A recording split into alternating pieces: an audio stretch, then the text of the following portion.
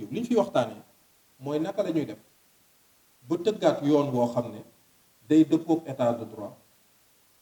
tëggaat justice boo xam ne day dëppoog démocratie ba képp ku nga xam ne boo duggee ci biir tribunal nga dugg prison foo mënti dugg di nga xam ne say àq ak say yelleef fii dañ ko fay defar loolu moo am solo ci liñ doon def waaye li ñu fi indi du ñëw pour défendre intérêt corps bi wala intérêt corps bi moo tax bu ngeen xoolee ñi ñu woo ci waxtaan bi dañu jógee ci ay pàcc yu bare ci réew jóge ci ay pàcc yu bare ba nga xam ne waxtaan bi ñuy waxtaan day doon waxtaan boo xam ne du doon waxtaan boo xam ne Masamba moo am intérêt bëgg ko défendre ci kaw intérêt réew li ñu bëgg mu sosoo ci waxtaan bi ñu sub mooy naka la ñuy def ba intérêt sénégalais yi ak intérêt Sénégal rek ñu jiital ko ci li nga xam ne moom la ñu sumb muy soppi yoon ba tax na li fi amoon waratu fi am moom la ñuy wax rupture bu ngeen xoolee commission bii di commission modernisation ayubés bi mu fi def li mu doon waxtaanee lépp mooy naka la ñuy def ba bu ñu fi génnee li nga xam ne day doon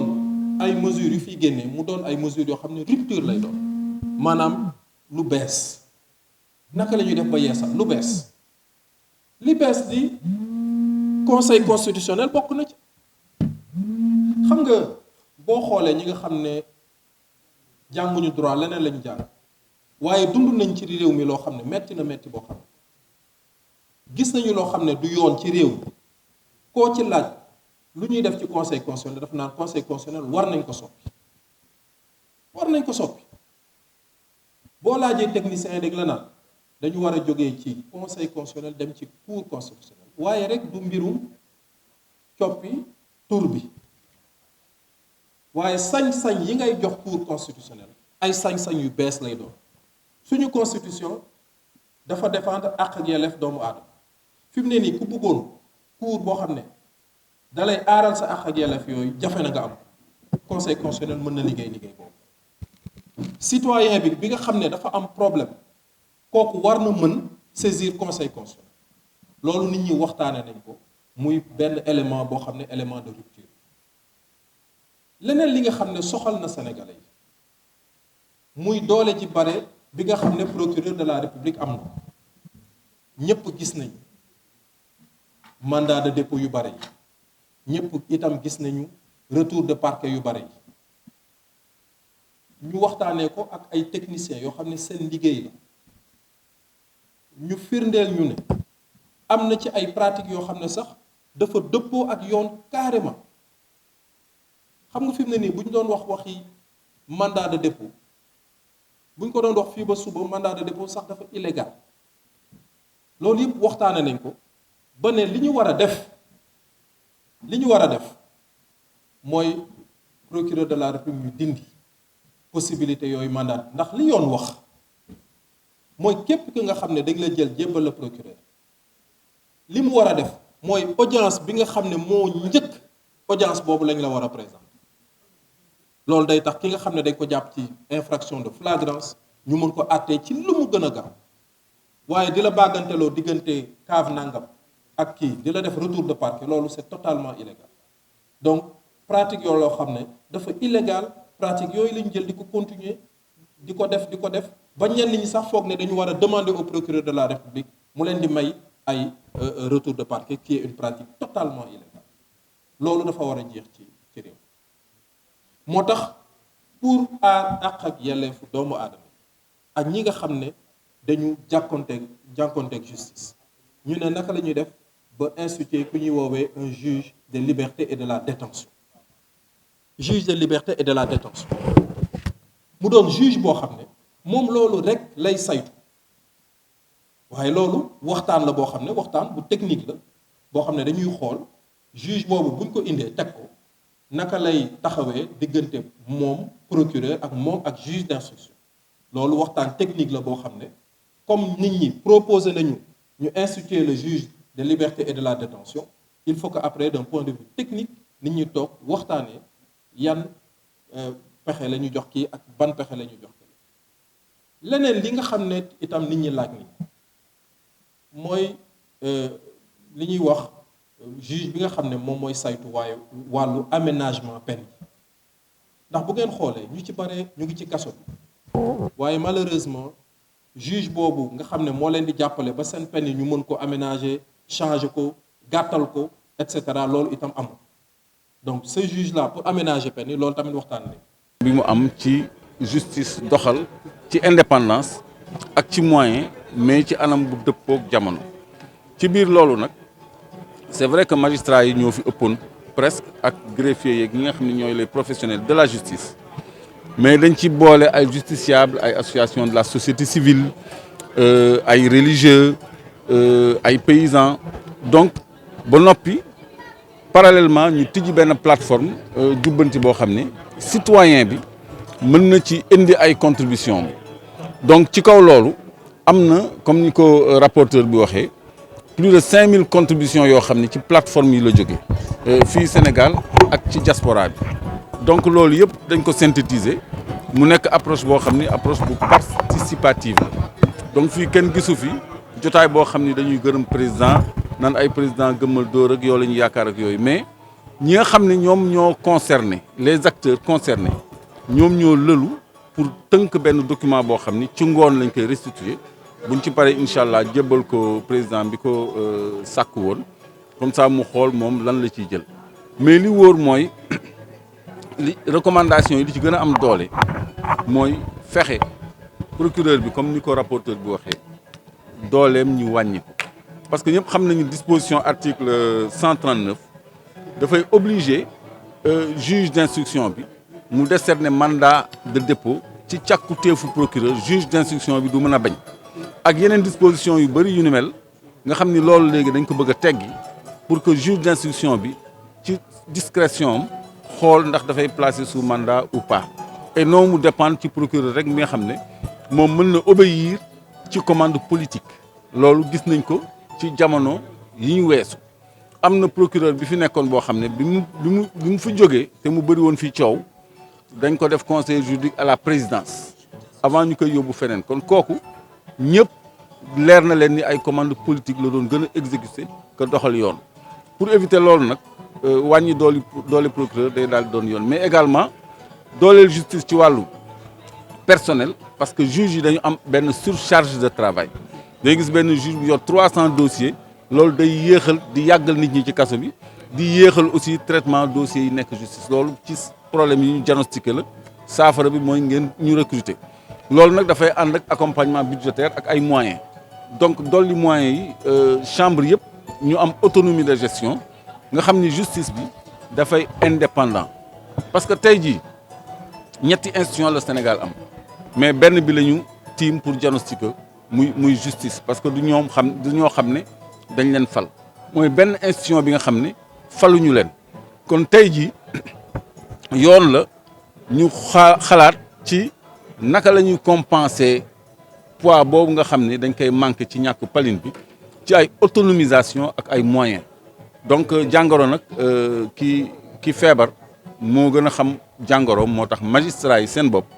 ñoom joxe nañu ay piste de solution yi nga xam ne jël nañ ko en compte ci conclusion travaux yi. Des propositions très larges. Ce que je peux dire, c'est qu'il y a de très larges consensus sur certains points.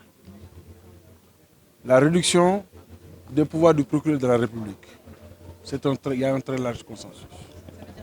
Ça veut dire que le pouvoir, vous vivez au Sénégal, le procureur de la République, il a des pouvoirs exorbitants en matière de mise en détention déjà. Parce que il lui suffit simplement de viser certaines dispositions pour que, par exemple, le juge d'instruction, il lui suffit simplement d'amener un dossier en instruction, de viser certaines incriminations, pour que le juge d'instruction soit obligé de vous décerner le mandat de dépôt. Donc, quand on dit qu'il faut revoir les pouvoirs du procureur de la République, c'est à ce niveau-là. L'autre consensus fort, c'est la mise en place d'un juge des libertés et de la détention. Parce que dans notre droit tel qu'il est organisé, quand vous êtes accusé de certaines choses et que vous passez en instruction, le juge d'instruction, souvent, il n'a pas de décision autre que de vous amener en prison, en attendant qu'on vous entende. Alors que si on a un juge des libertés et de la détention, celui-ci sera chargé de recueillir les demandes de mise en liberté, de décider de ne pas mettre tout de suite la personne en prison, mais ou bien de lui aménager, de lui donner un bracelet, etc., etc., ou en tout cas de s'assurer de sa garantie de représentation et donc de ne pas l'amener en prison. Parce qu'en France, par exemple, en France, par exemple, l'actualité c'est Koé, hein, qui est de notre métier, qui est poursuivi, mais Koé, il est chez lui. Alors que si c'était au Sénégal, pour une telle incrimination, vous allez directement en prison d'abord. Après, on va voir est-ce que vous pouvez vous en sortir ou pas. Donc, on juge des libertés, ça également c'est un fort consensus. L'autre fort consensus au niveau des travaux de notre commission, c'est d'élargir également les champs de compétences et les pouvoirs du juge d'instruction. Le quatrième porte sur l'instauration d'une cour constitutionnelle en lieu et place du Conseil constitutionnel. Le cinquième point porte sur, au-delà donc de cette cour constitutionnelle, comment faire pour revoir les textes, le code pénal, le code de procédure pénale, l'article 80, les articles 55 à 100, etc. Ça, c'est des dispositions que les gens considèrent comme étant des dispositions très liberticides. Et puis le dernier point, je pense, de consensus porte sur le Conseil supérieur de la magistrature. C'est un organe qui organise les affectations, les carrières des magistrats, etc. Il y a deux points de vue. Le premier point de vue, c'est de dire qu'il faut que le président de la République et le ministre de la Justice sortent de ce conseil, d'accord, et pour plus d'indépendance. Et il y a un autre point de vue qui dit, ah non, non, non, si le président de la République sort et le ministre de la Justice, on ne sera qu'entre magistrats. Et donc, ils auront trop de pouvoir. À ce propos également, il faut dire qu'il y a des gens qui veulent que ce conseil soit ouvert à d'autres structures, comme l'Assemblée nationale, etc. Mais il y en a d'autres, là, il n'y a pas de point de consensus. Il y en a d'autres qui disent, ah non, non, non, personne d'autre que des magistrats ne doit siéger au Conseil supérieur de la magistrature. Nous faisons aussi, au lieu que nous rang, soupe, 7 h du matin,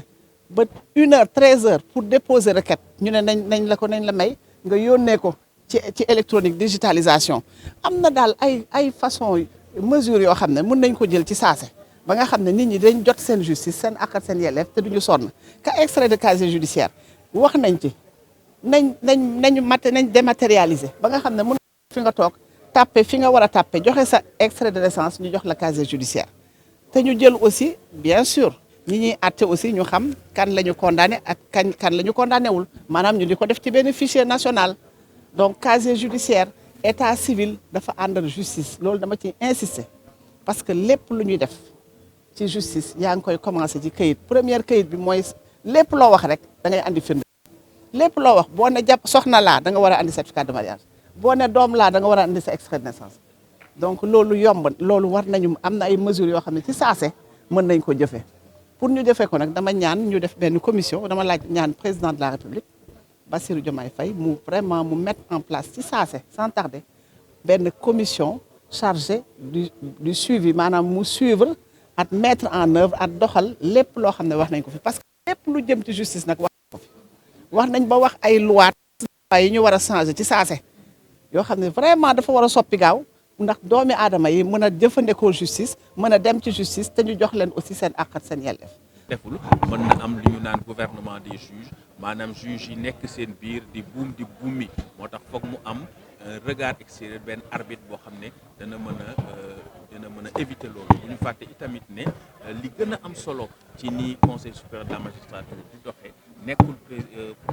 le fait que président nekk ci wante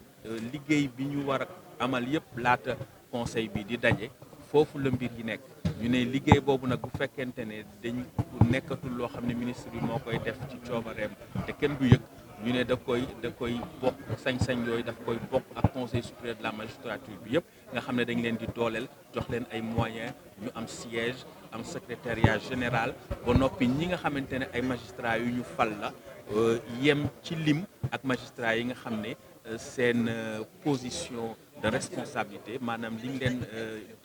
dombo tànk bi ñu leen tabb moo tax ñu mën a teew ci li nga xam ne mooy conseil supérieur de la magistrature ñu ne loolu bu amee danañu mën a xool ñi nga xamante ne ñoo nekk ci biir conseil bi la nga xamante ne mooy